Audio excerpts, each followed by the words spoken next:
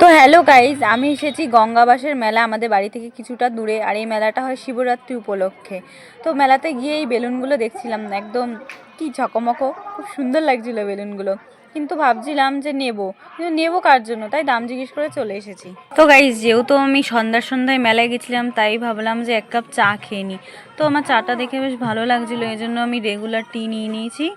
তো এখানে আমি জিজ্ঞেস করছিলাম এটা কি, দেন ও বললো এটা সিগারেট। তো যাই হোক, আমি চাটা নিলাম। চাটা একটু খেয়ে তারপরে আর কি সন্ধ্যাবেলাটা একটু শুরু করব।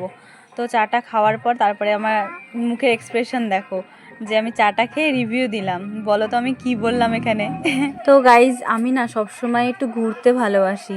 তো সবসময় কি আর বাড়িতে ভালো লাগে, তাই মাঝে মাঝে একটু বেরিয়ে পড়ি। কোথাও মেলা হলো বা কোথাও কিছু হলো, একটু ঘুরতে বেরিয়ে পড়ি। কারণ এই সময়টা তো আর পাবো না, একটা টাইমে বয়স হয়ে যাবে, তখন আর চাইলেও ঘুরতে যেতে পারবো না। তো দেখো, আমি ভাবছিলাম যে এই ড্রাগন ট্রেনে উঠবো, কিন্তু আমি যেহেতু নাগরদোলায় উঠতে পারি না, সেই জন্য এটাই উঠবো ভেবেছিলাম। তোমার দাম শুনে এক একটা 50 টাকা, মানে দুজন 100 টাকা। তো সেই জন্য আমার মনে হলো একদিনের সংসার চলে যাবে, থাক। আর এদিকে আমার এই আংটিটা বেশ পছন্দ হয়েছিল, তাই আমি নিয়ে নিলাম। আর এইদিকে এই লাল বলটা নিয়েছি ছেলের জন্য, যেহেতু ওর এখন নজর হয়েছে না, তো ভাবছি ওপরে টানিয়ে দেবো, তাহলে ও তাকিয়ে থাকবে।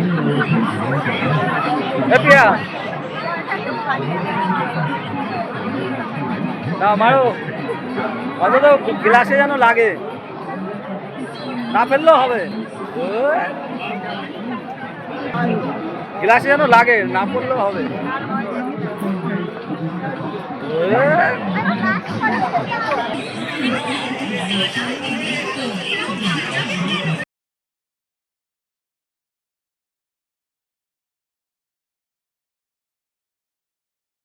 পেরেকে মারবো, যে পেরেক আছে।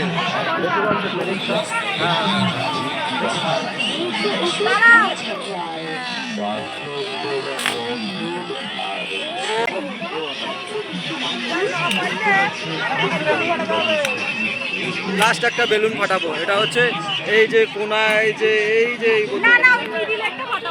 সবুজটা ইজি, খুব ইজি ব্যাপার।